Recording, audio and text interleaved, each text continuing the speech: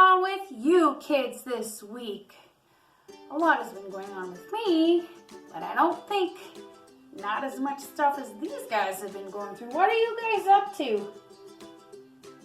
Kind of looks like you're in jail or prison or something. What are you doing? The bunny's got, like, what are these, pencils? Oh, they're swords. Okay, sorry.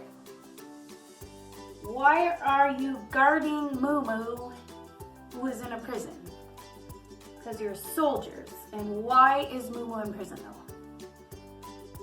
Because Moo Moo is in prison because she wants to know what it feels like to be in prison.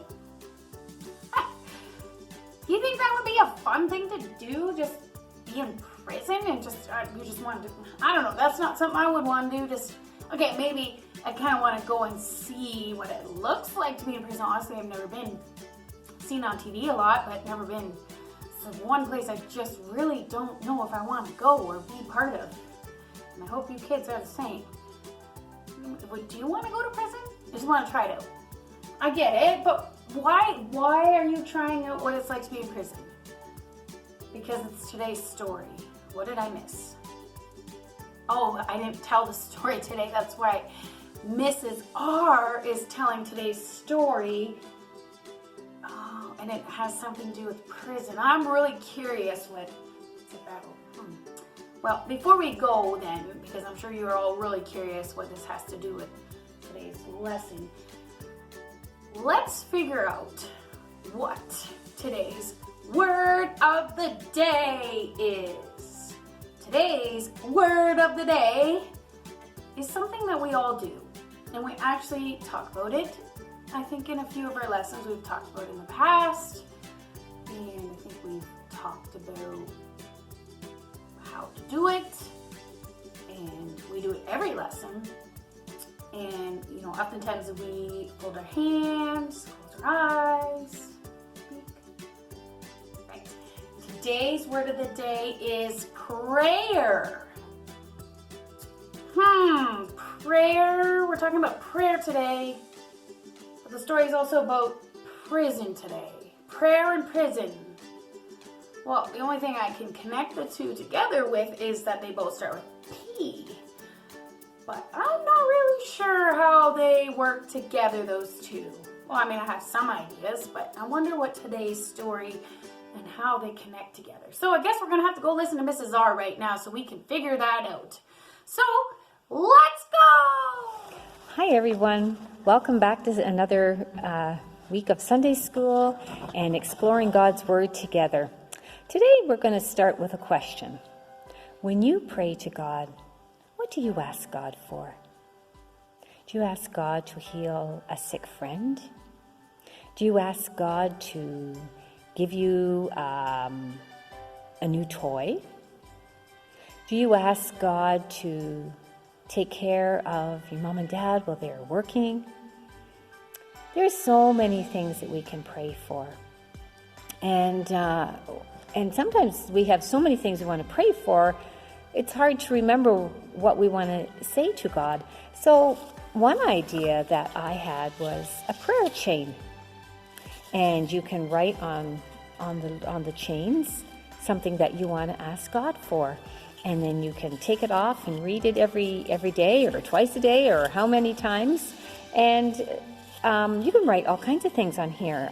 Some of the things I wrote on my prayer chain were pray for our firemen, police officers, and paramedics.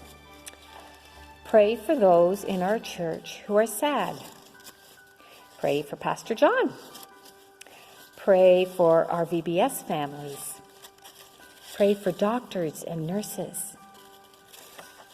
Pray for the moms in our church who are expecting new babies. And your chain can be super, super long because there's so many things that we can pray for. Today we're going to talk about a group of people, Peter's friends, who prayed for him. And they prayed for Peter because Peter was in a little bit of trouble. So at that time, Peter, who we know was one of Jesus' disciples, he was going around the country and he was telling everyone all about God. He was telling the wonderful gospel story. And the king at that time, King Herod, did not like what Peter was doing, and he wanted to put a stop to Peter spreading the gospel. So he had his soldiers arrest Peter and put him in jail. And so they chained Peter's hands, they chained his feet, and they attached the chains to soldiers beside him. They were not going to let Peter get away. And they put guards by the door of the jail. So they were really, really wanting Peter not to escape. And so anyway, that night, Peter was asleep in jail, chained to the guards, chained to the floor, laying on the cold cell floor. And suddenly there was somebody there beside him, poking him. Peter, wake up. Peter shook his head and opened his eyes. It was an angel. God had sent an angel to the prison cell. The angel said again, Peter, get up. Put on your clothes. Put on your sandals. Get your coat on. Hurry. And all of a sudden, the chains fell off Peter's arms and his feet. And Peter got up. He listened to what the angel had said. And he put on his shoes, put on his clothes, put on his cloak. And the angel said, follow me. And they got up and they walked out the jail. They walked right past the soldiers who didn't even wake up from these heavy chains falling to the floor with a thump. They just kept sleeping and snoring. So the angel continued to lead Peter out of the jail. And Peter was still shaking his head. He says, am I dreaming? Like, can this be for real? And they reached the city gates that were closed. They closed the city gates at night. And the gates opened by themselves. And the angel led Peter through the gates and into the streets. And Peter is just shaking his head and rubbing his eyes. He says, I can't believe this is real. I must be dreaming. And then the angel left him. And he didn't see the angel anymore. He didn't see the jail. He was out of jail. The chains were off his hands and legs. He said, this must be real. So he quickly went to his friend's house. And his friends and church members were there praying for Peter. And he got to their house and he knocked on the door. And a servant girl who was there, she came to the door and she opened it and she went, Peter, what are you doing here? You're supposed to be in jail. I can't believe it's you. And she was so happy and excited to see Peter that she shut the door and didn't even let him inside. And she ran to her friends and she said, you'll never believe it. Peter is outside the door. He's here. And they said, come on, you're crazy. Peter's in jail. He can't be here. He is. He really is, she said. There's another knock on the door, so the people went to the door, his friends and his church members, and they opened the door, and it was Peter. And Peter goes, shh, let me in, and I will tell you what God has done for me. So they let him in, and Peter told them how God had sent an angel to set him free. His chains fell off, and the angel led him out of the jail, and the soldiers didn't even wake up and led him out of the city gates, and here he was. And they were so happy to see him. But when King Herod woke up in the morning and the soldiers woke up in the morning, they weren't going to be too happy to see Peter missing. So Peter said, I have to leave. I have to go somewhere and hide. And God led Peter to a safe place. And in the morning, King Herod woke up and he was angry that Peter had escaped. And the soldiers were upset too. They were probably wishing they had a place to hide. God had taken care of Peter because God had work for Peter to do. He had to continue to bring the wonderful message about how Jesus died on the cross and saved everyone from their sins and how much he loves them. And Peter could continue doing the work that God had planned for him. Even King Herod and his heavy chains and his soldiers couldn't stop Peter from bringing the message to the world. Well, that's pretty interesting story and an amazing way that God answered prayer. Those people were praying. That's why they were at that house. They were praying for Peter and for God to take care of him. And he did more than take care of him. He rescued him. And that's why today's word of the day is prayer, because God always hears our prayers. He heard the people praying for Peter, and he rescued Peter, sent an angel. The chains fell off, and he could just walk out, and he was free. And it doesn't always happen that way. I mean, I know Peter was probably praying too, but there were other people that were imprisoned, and they didn't get rescued or didn't get free.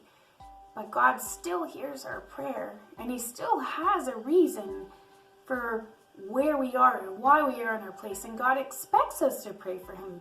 So I just want to share a few verses that I found in the Bible. The Bible talks a lot about prayer, and there's some pretty special Bible verses that can remind us how important prayer is. 1 Chronicles 16, verse 11, it says, "Look to the Lord and his strength. Seek his face always." Always. Romans 12, verse 12 says, "Be joyful in hope, patient in affliction," meaning like hard times, "faithful in prayer." Faithful in prayer. Always pray. Philippians 4, verse 6 says, "Do not be anxious about anything, but in every situation by prayer and petition, with thanksgiving, present your requests to God." Colossians 4, verse 2, "Devote yourselves to prayer, being watchful and thankful." Ephesians 6, verse 18 says, "And pray in the Spirit on all occasions with all kinds of prayers and requests. With this in mind, be alert and always keep on praying for all the Lord's people." And James 5, verse 16 says, "Therefore, confess your sins to each other and pray for each other so that you may be healed. The prayer of a righteous person is powerful and effective." And one more I would like to share with you, and this one is one of my most favorite verses out there. It's from 1 Thessalonians 5, verse 16 through 18. It says, "Rejoice always. Pray without ceasing," meaning never stop praying. "Give thanks in all circumstances, for this is the will of God in Christ Jesus for you."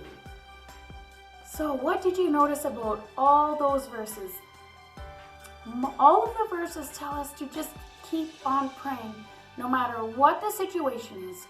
Joyful, sad, scary, if you're afraid, if you're anxious, in every situation we need to be praying. And that's what the story was about, where they were praying for Peter and his situation, and God answered his prayer. God always answers prayers, and he didn't have to let Peter out, but he did because he had more work for Peter to finish. It's a good question. The bunny would like to know, what about those times? He knows that praying is important and we need to do it always, continuously, whatever, always praying. But sometimes there's times where you just don't have the words, or you don't know what to say, or you don't know how to start. And that happens to everybody. And so the question is what do we do? Well, there's lots of different ways we can pray. Sometimes it's just saying a phrase like, "Please help me, God. Please help me, God." If you don't know what else to do, just pray that over and over and over again. Or you need to go pray the Lord's Prayer. It's in the New Testament. You will find it there. And it's a great prayer God has given us so that we can follow it and know what to pray. There's other ways you can do it too. Sometimes it's just having a conversation with God. Go for a walk and just talk to God. talk about your highs and your lows, which brings me to this. There's this bookmark you can get, and it's from faithinc.com, and you can find it. It's a great, put it in your devotional or whatever, and it tells you every night at home when you're doing devotions, share your highs and lows. Then read a Bible verse or the story or your devotional. This is where the bookmark is. And then talk about it. And then pray about your highs and lows. And then bless one another. Sometimes you just need something to help you out. But sometimes the words won't even come. But there is a great resource out there. And it's called Praying in Color by Sybil Macbeth. So it's a great resource for those of you who maybe just need to use some color and doodling to get you started. And if you open it to chapter 5, it has a step-by-step praying in color for you. And it starts with read a passage first, and then squiggle, make a squiggle and write one of God's names, or just write God. Or leave it blank if you don't even know. But just think about God while you make this squiggle. And then you're going to add detail to it. Just keep doodling. If you haven't thought of a word yet, keep doodling. Make it look more unique. And then add color. And then make another squiggle and put someone's name in there. Someone who you want to think about. Someone that you want to pray for but you're not sure what. Just start by writing their name. And then doodle. And think about that person while you're thinking about God.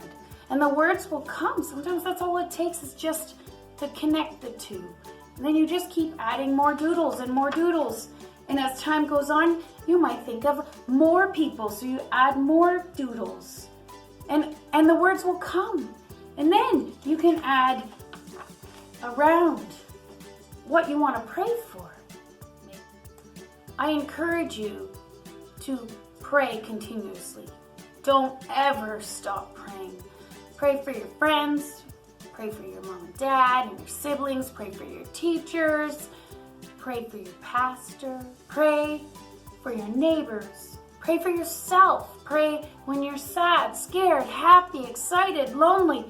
Just pray, because God is listening and He will answer you and He will give you the comfort and the peace that you need. I would like right now to take a moment and pray for you. Will you join me in prayer? Dear God, thank you for who you are. Thank you for this opportunity to learn about Peter and what his friends did for him by prayer, and what you did for him in the answering of the prayer when you sent the angel to help him escape. We thank you that he was able to continue his work here on earth, and may we be like that. May we do the work that we are called to do, to spread the word. Dear God, I pray for each of these children and their families, and may you help us to love each other, care for each other, be there for each other. May you help us to be happy and joyful, and when we're not, may you help us to rely on you in everything. Dear God, you are great. We thank you for all that you've done. In your name we pray.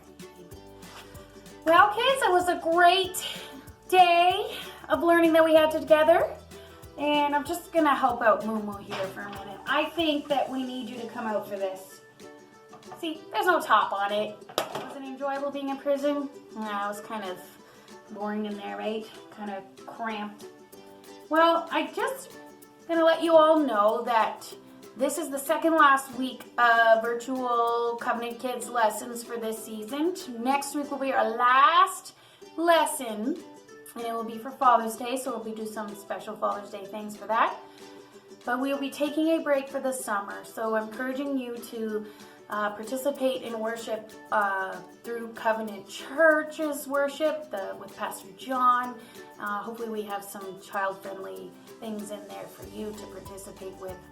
But so we will miss you, and we hope you have a great summer. So for now, we will see you next week.